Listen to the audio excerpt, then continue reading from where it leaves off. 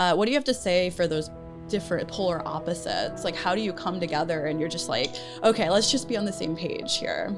We're afraid of being disconnected. We're afraid of not being supported. We're afraid of even being abandoned. And if you can begin to get honest with yourself of first, what is that fear? What is the thing you're truly afraid of that's causing friction in the dynamic? Then you can voice it to your partner. And when you voice it to your partner, you give them the opportunity to rewrite that story for you.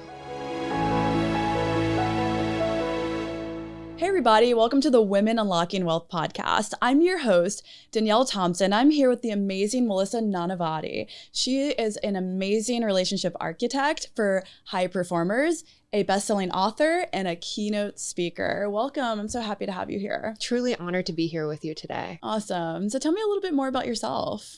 So I started out actually in the marketing space. I got my master's degree with a specialization in negotiation, ended up authoring the first college textbook on social media marketing back in 2012, and found myself working really closely with high performers, executives, doing a lot of ghostwriting.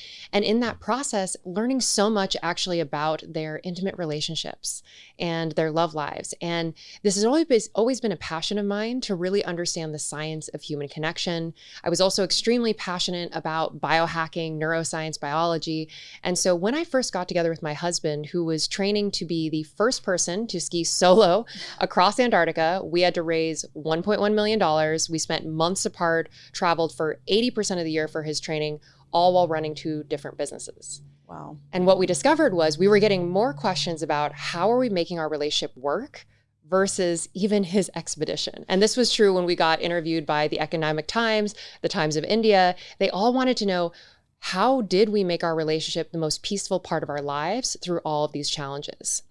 So really organically, I ended up actually moving into this space of helping high performers, applying all the research I had done into neuroscience, biology, as well as my own lived experience and the opportunity to interview so many peak performers who had truly great relationships. And what I saw was there were some very specific themes that were common amongst all of them. That's amazing with peak performers. So me and my wife run the business together, and wow, like it can be like we're complete opposites. So like I'm more of the marketing end of everything, and then she's more like sales. So I'll just be like, here's a bunch of leads, and she's like, okay, close. Like it's incredible. But at the same time, sometimes we just can't shut off business. So we'll be at dinner and she might be texting and I'm like, okay, no, we have to shut it off. Like when it comes to like peak performers, what are some of the common traits that you're seeing with the couples? So there's a mix. Some couples, like yourselves and like my husband and I, we don't shut off in terms of talking about business because it's what we love. Oh my God. Yeah. It's the same. So it's okay. It's to absolutely just be talking okay. about business 24/7 It in our absolutely sleep is. at 4 a.m. Why not?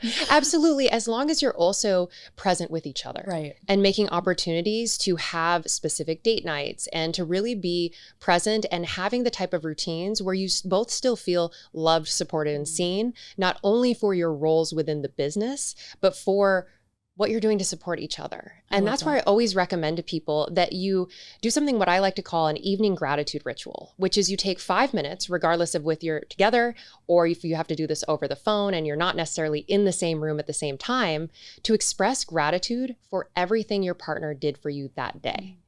And if that doesn't come naturally to you, one of the questions I always recommend to clients is to ask the question, what can I acknowledge you for today?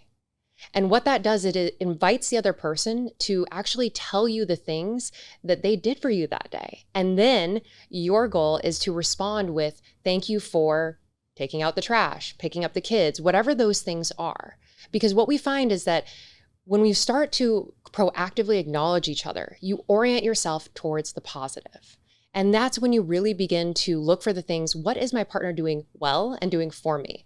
It's like the red car example. If you decide you want a red Tesla, suddenly you see a red Tesla in every parking lot, at every stoplight, everywhere you are in town, because you're orienting yourself towards it. So when we start to proactively look for things that are positive about our partner and things they're doing, that's when we build that muscle and orient ourselves towards it. Do you have a red Tesla? I do, we actually. We have a red Tesla Do too. you really? Oh my gosh. Yeah, and there's a thing about red. Yes. The color red. Absolutely. And it's for high performers. Mm-hmm. So I love that. It's a power color. Yeah, we've had 2 red Teslas. Oh, have you Is there really? a second one? Well, I love that. Yeah, no, I agree with that. I think it's okay to talk business at dinner.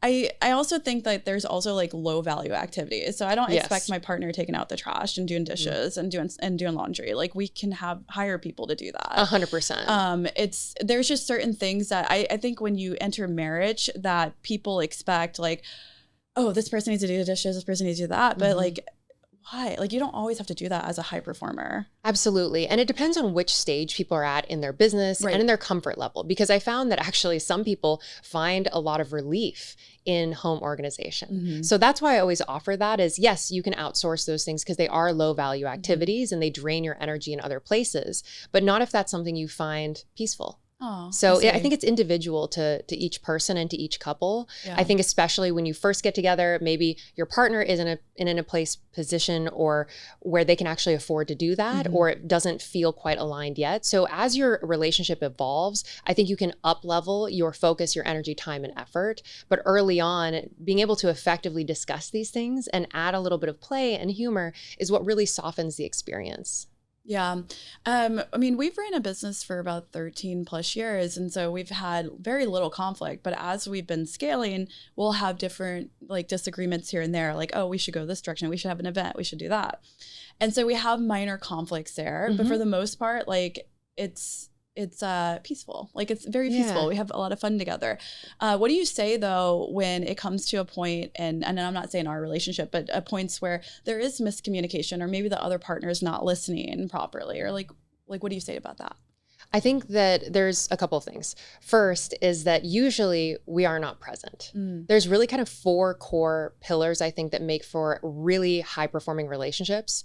That is courage, presence, play, and curiosity. And so what I often say is it's a combination of presence and curiosity. Always ask the question, does that make sense? Or what did you hear when I said that?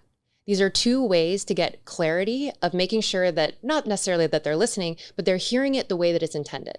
Because 2 people can be at the same event and have an entirely different experience. True. All of us have lenses of reality. So when we can start to even speak from my lens of reality is, or say my story is, anytime we add that before we describe something, especially if it's something that is difficult in the relationship, what it does is 2 things. First, it reminds you that all your thoughts are stories.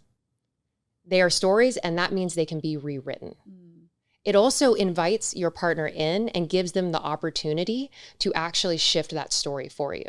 So, for example, if there's some minor points of friction, you have an assumption about and have assigned meaning to a particular action that your partner is taking repeatedly. And if you don't like that, you can say, the story I'm telling myself is when you interrupt me when we're discussing this, that you're not listening, for example. So the more that we can actually use the frame of my lens of reality or the story I'm telling myself is, the more effective we can be at actually communicating with our partner about whatever the issue is. I love that. I think communication is so important to have as core value in any relationship. That's what we're big on, and with clients, with our own relationship. So there was periods where we would be on podcasts together, and she would be so excited to jump into the conversation that she would cut me off. And we would step back. And after the podcast, I would actually have a conversation with her. And she's gotten so much better at doing that. I really appreciate you doing that. So you had talked about a little bit of adding joy into the relationship. And so there's periods where we're like, let's just go jump over on a flight to Utah and jump off a cliff. And we're actually going to do that this week. So we're going to do that this week. Book it. But there's just sometimes it seems like it doesn't have to be drastic decisions. Sometimes in relationships, one partner could be the spender, one's the saver, or one's more drastic and one's not. What do you have to say for those different polar opposites? How do you come together and you're just okay, let's just be on the same page here? First, I want to commend you for actually having the courage to bring that up to your partner. So this was the same conversation I actually had to have with my partner. We're on podcasts a lot, and we always joke that I speak in short form, he speaks in long form. And so there was some levity to it, but what we always say is the nice sandwich. We start with what went well, and then we give constructive feedback. And that feedback loop, we do this after every keynote. We both just spoke at an event this past weekend, and afterwards we start with the compliment, then we give the constructive feedback. And I think openness to feedback is one of the most important things for high performers, especially to apply in their own relationships. Because just like at work, you're open to feedback, you see everything as a problem to be solved. Now, bringing that home to your relationship is absolutely essential for growth and for no resentment to build over time. So I really have to commend you on that, because that is literally the same discussion. We actually decided that there's a rule: if the podcast is only an hour, we can't be on it together. And it is not a good or bad, because he tells great stories, and I don't want him to have to edit himself, but understanding, okay, so how do we renegotiate this in a way that works for both of us? And to address your question too of when there's polar opposites. This is also true in my marriage. He basically dumped all of his money into crypto prior to us getting together. And I had the 401k, had saved 75% of my income, and we had completely different approaches to money. But I think what allows you to come together when you are completely opposite in an area that can trigger a lot of fear is to first acknowledge, what are you afraid of? Because at the core, the reason there's friction, it's fear. Yeah. We're afraid of being disconnected. We're afraid of not being supported. We're afraid of even being abandoned. And if you can begin to get honest with yourself of first, what is that fear? What is the thing you're truly afraid of that's causing friction in the dynamic? Then you can voice it to your partner. And when you voice it to your partner, you give them the opportunity to rewrite that story for you. And you can look at it from a place of, what do we each need to soothe ourselves first? And then you can begin to really come to agreement. And there's so much power in owning the fact that the reason there's friction is fear. Are we afraid of losing control? What is the root of it? And then you can start to address it. And I think taking opportunities like you are to go play. I was actually in Utah this week. We were there for an event and flew back. And I think that the more you can communicate about what are your fears, giving your partner an opportunity to validate you, to rewrite your stories, that's when you can start to say, hey, this is what we both need. How do we come into harmony versus compromise? And I really prefer the term harmony over compromise, because compromise implies that you're giving away something, but you're not. You're coming to co-creation. You're coming to resolution. You are coming into harmony. That is so beautiful. Yeah, because like I've definitely said it in the past. I'm like, oh, I compromise so much. Like I've compromised in relationships and business. Like I've over delivered to the point where I get super burnt out at times. And so I'm like gotten a lot better at boundaries and communicating my boundaries. I think that was the biggest issue, was not being able to communicate it. Because like being a service-based business, oh my gosh, we get all the time. Like we'll have our scope of work in our contracts, but then it's like, oh, can you do this marketing campaign? Can you do this? Can you do the ads? And it's like, okay, beforehand, this was like years ago, I would do it all. Like I would just be like, yeah, yes. And then we ended up deciding to fire like 10 of our top highest paying clients because we were so burnt out. I went through something very similar. Yeah, it was crazy. And so we got more tight on the contracts and we were able to explain it in up front what we do and what we don't do. And so that's been like a huge help. And when they do ask for more, we just discuss upgrades. So it's been great. Exactly. And that's the same for your relationship too. For sure. And I would even say that, yes, it's sometimes boundaries, but it's more just getting clarity within. Clarity of what it is you want, what it is you don't want, and what are the things that you're open to shifting, adapting, changing, evolving over time. And that's what I really admire about your approach too, is that it's not from a place of putting up a wall, because sometimes when people hear the word boundaries, they think wall I see. Versus door. It's a language change. It is a language change. I love that. So saying, this is what I need, this is what I want, this is what I don't want, instead of saying, sometimes boundaries can feel really painful for people, or they can feel like someone's being shut out. Right. And I know that as a recovering people pleaser, that we can sometimes pendulum swing. We go from no boundaries, say yes to everything, to I don't do anything. If it's not 100%, I'm not doing it. And there, and then we get into the beautiful middle, the gray area, because it doesn't need to be an either or, but a both and. Oh my gosh, that's amazing. Tell us how our audience can find you. So you can find me on Instagram at Melissa Nanavati, Nanavati. I'm sure it'll be linked in the show notes because my last name is not easy to spell. At Peak Performance Love on YouTube and peakperformancelove.com. If you ever need support in the work that you do, I'm here to help. All right, guys, that's a wrap. Thank you for tuning in to Women Unlocking Wealth.